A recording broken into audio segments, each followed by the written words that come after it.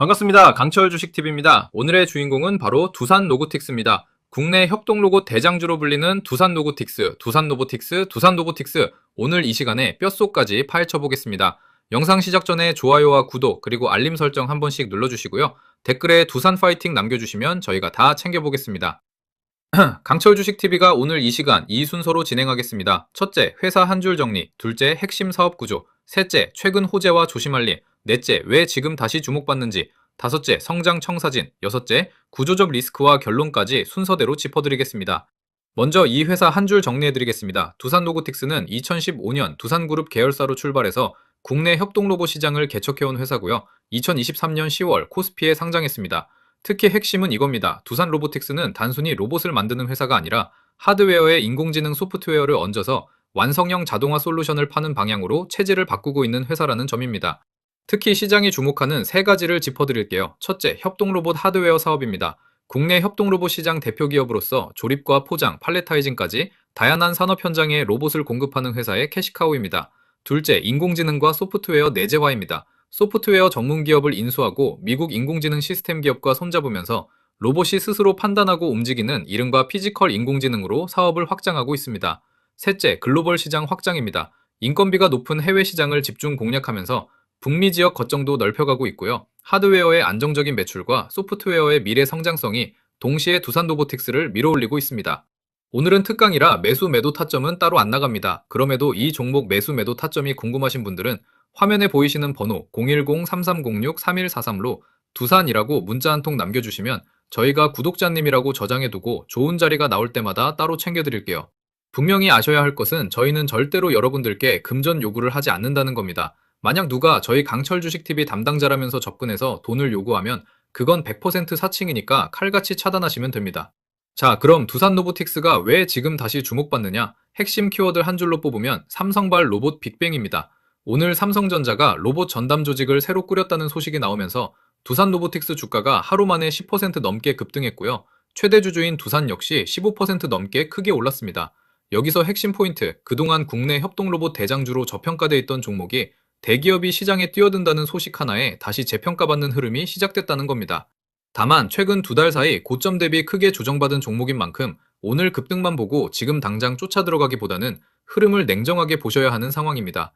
그럼 최근 이 종목에 무슨 일이 있었는지 보겠습니다. 첫 번째 기사 보시면요. 이투데이 보도를 통해 삼성전자가 제조 현장용 로봇부터 시작해서 가정과 유통 분야까지 사업을 확대하겠다고 밝히면서 협동 로봇 생태계 전반에 대한 기대감이 살아났습니다.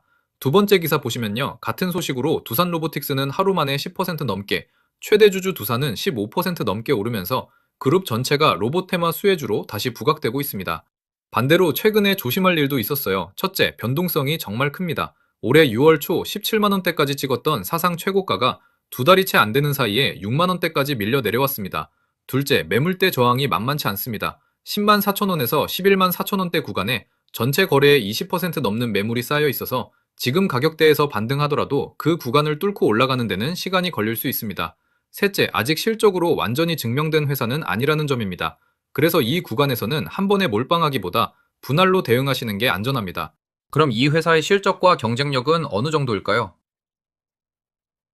아직 매출 규모 자체는 크지 않고 최근에는 전년보다 매출이 줄어드는 시기도 있었습니다만 강점을 네 가지로 정리하면 이렇습니다. 첫째, 국내 협동 로봇 시장 점유율 1위라는 확실한 브랜드 파워입니다.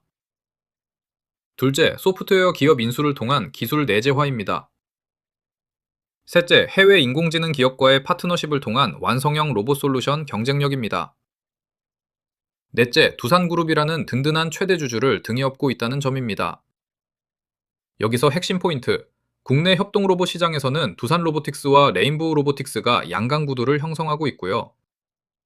여기에 LG전자 같은 대기업까지 로봇 사업을 키우면서 경쟁 구도가 복잡해지고 있습니다. 다만 증권가에서는 두산 로보틱스가 하드웨어와 소프트웨어를 동시에 갖춘 몇 안 되는 국내 기업이라는 점에서 완성형 인공지능 로봇 시대의 후보군으로 꼽고 있습니다. 앞으로의 성장 청사진을 보겠습니다. 첫 번째 동력은 삼성전자를 비롯한 대기업들의 로봇 시장 진출로 커지는 협동 로봇 생태계 자체입니다. 두 번째 동력은 소프트웨어와 인공지능을 결합한 완성형 로봇으로의 전환입니다.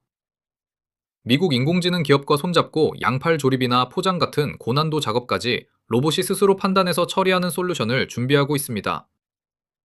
세 번째 동력은 해외 시장 확대입니다. 인건비가 높은 북미와 유럽 시장을 중심으로 공급을 늘려가겠다는 계획입니다. 큰 그림에서 정리하면 이렇습니다. 협동 로봇이라는 틈새 시장에서 시작해서 대기업들이 하나둘 로봇 시장에 뛰어들면서 산업 자체가 커지고, 여기에 인공지능 기술이 결합되면서 로봇이 똑똑해지고, 그 결과 협동 로봇 대장주였던 두산 로보틱스가 다시 시장의 스포트라이트를 받고, 그리고 마지막에는 실적이라는 숙제를 얼마나 빨리 풀어내느냐가 다음 단계를 결정하는 흐름입니다. 다만 꼭 기억하세요. 이건 아직 완성된 그림이 아니라 진행 중인 그림이고, 최근 큰 폭의 조정이 보여주듯 그 과정이 순탄하지만은 않다는 것도 함께 봐야 합니다. 이 회사가 안고 있는 구조적 위험 4가지 짚어드립니다.